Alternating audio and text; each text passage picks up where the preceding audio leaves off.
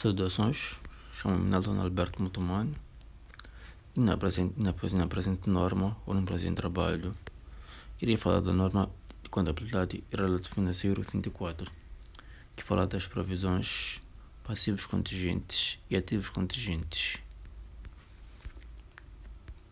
onde ao decorrer do trabalho irei falar do objetivo da presente norma, que fala das provisões, passivos contingentes e ativos contingentes. Irei falar quanto ao âmbito, que é dizer quando ela é aplicada, entre outros aspectos. Irei falar também do reconhecimento da presente norma, trarei cá alguns conceitos e também alguns exercícios para garantir melhor percepção da presente norma. E é importante salientar que a norma Contabilidade de Relato Financeiro 24 ela trata do reconhecimento e também trata da mensuração de provisões, ou seja, ela também trata da divulgação de passivos e ativos contingentes.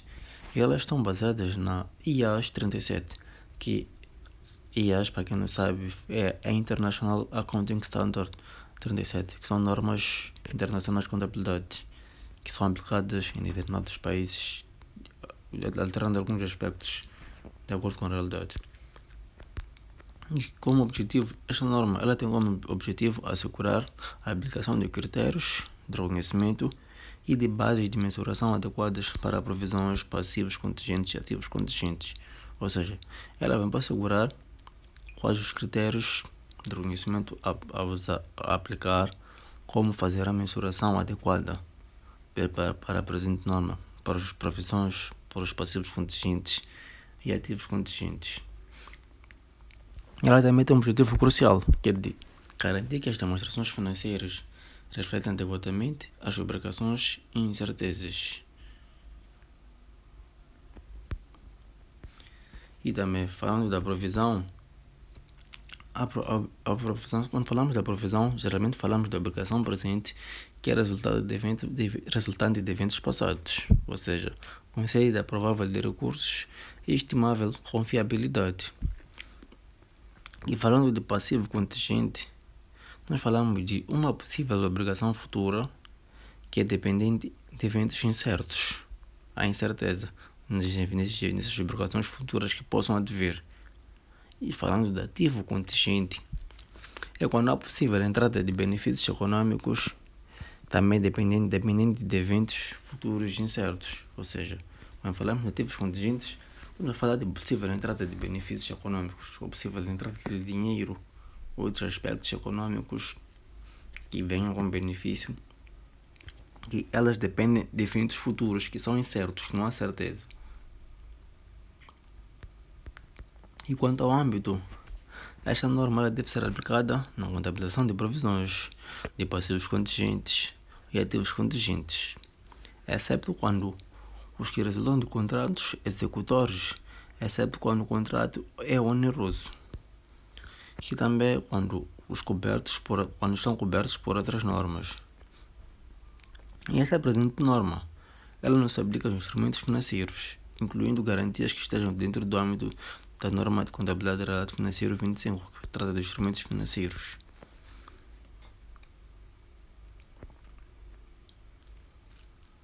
E quanto ao reconhecimento,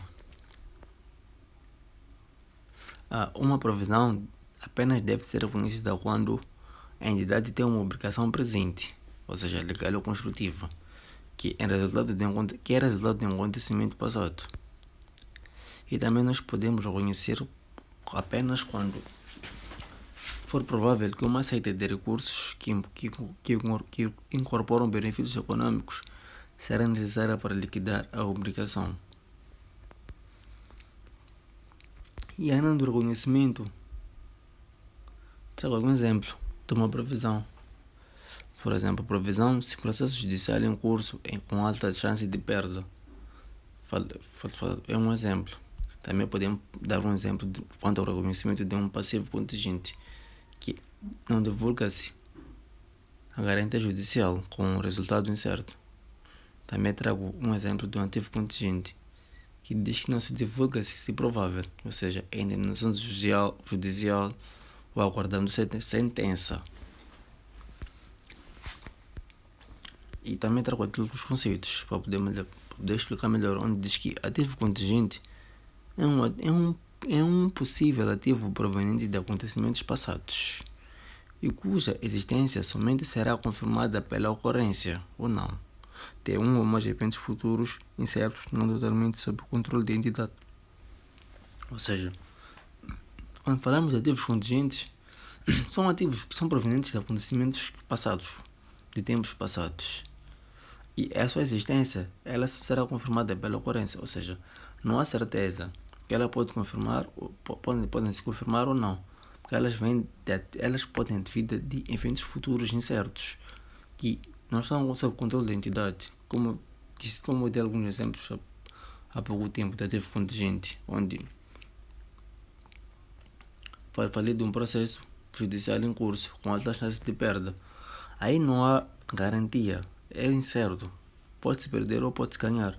Isso não está sob controle da entidade, apenas os tribunais ou o juiz é que pode decidir a sentença. Também trago a definição de passivo contingente, que trata-se de uma obrigação presente resultado de eventos passados, mas que a quantia de obrigação não pode ser mensurada com suficiente fiabilidade. Ou seja, como exemplo de um passivo contingente, aqui diz que não divulga-se, como por exemplo a garantia judicial ou resultado incerto.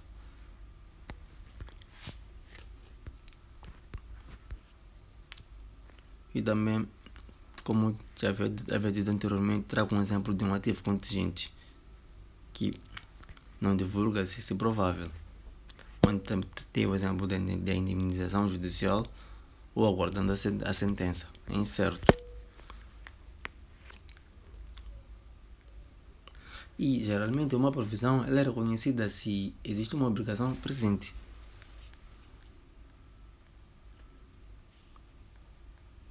E trago aqui um exercício prático, que diz que é o exercício 1, que diz que em 30 de junho do ano N entrou em vigor uma nova legislação que obriga uma empresa a instalar suas fábricas um novo filtro para fumo até 30 de junho de N mais 1. E o dispêndio estimado é de 100 mil meticais e será incorrido no primeiro semestre de N mais 1, que é o ano a seguir. E deve ser constituída uma provisão em 31 de dezembro de N. E como resposta, será não. Porque em 31 de dezembro de N não existe uma. Como exercício 2 trago aqui a empresa Mini Limitada, LDA, que é dona da marca Minion, concede garantias de 2 anos aos seus produtos, tendo-se verificado que os produtos poderão apresentar defeitos menores com custo de reparação de 200 meticais e defeitos maiores com custo de reparação de 600 meticais. Por experiências e expectativas. Expectativas da empresa, sabe-se que 75% dos produtos não terão defeitos, 20% terão defeitos menores e 5% terão defeitos maiores. E aí a pergunta será: deverá se reconhecer uma provisão na data da venda? A resposta seria sim. Deverá ser constituída uma provisão na data da venda para cada unidade, com base nos seguintes cálculos, onde use a taxa de 75% vezes 0 e adicionei a taxa de 20% vezes 200, que está aqui nos dados, que 200 é o valor referente à reparação de defeitos maiores, e também tem o valor de 600 referente à reparação de defeitos, a reparação dos custos, onde substitui, onde usei a taxa de 75% por 0, adicionei usei a taxa de 20% por 200 e adicionei usando a taxa de 5% vezes o valor de 600, onde tive resultados abaixo, 0, que é referente a 75% vezes 0, adicionei os 40 meticais, que é referente aos 20% de 200, adicionei os os 30, que é referente aos 5% de 600. E os cálculos disso dão 70. E a resposta seria: por cada unidade vendida, deverá ser constituída uma provisão de 70 meticais.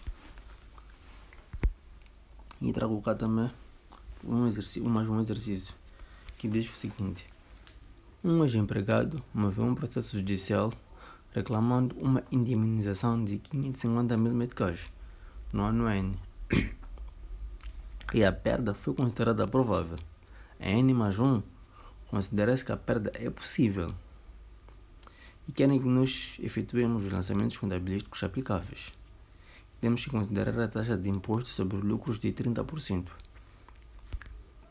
E como lançamento do ano N, trago aqui o diário para representar lançamentos do ano N, onde foi o primeiro lançamento, dando a conta 66 a débito pela subconta 661, que fala dos processos judiciais em curso, valor de 50 mil meticais, que é o valor do processo.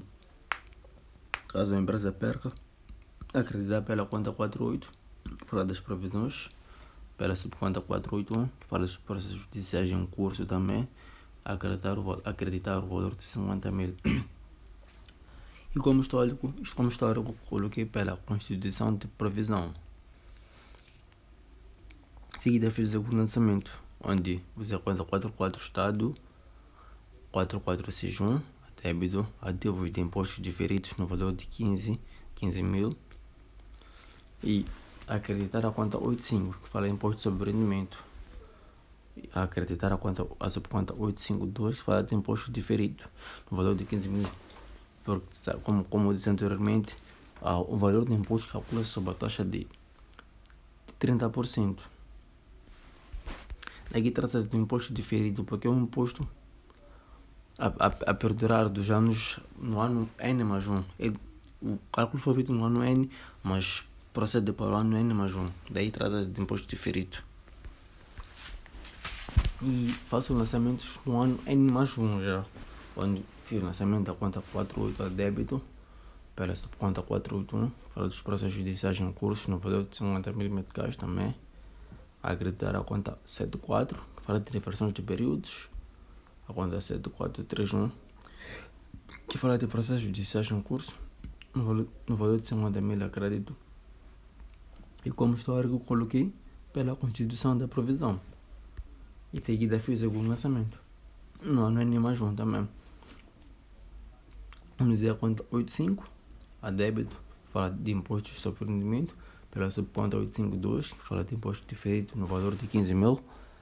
E acreditar a conta 44 Estado, pela subconta 4461, fala de ativos por impostos diferidos no valor de 15 mil. E como histórico coloquei pelo imposto diferido. E sem mais delongas, essa foi a minha apresentação. Espero que tenham percebido e obrigado.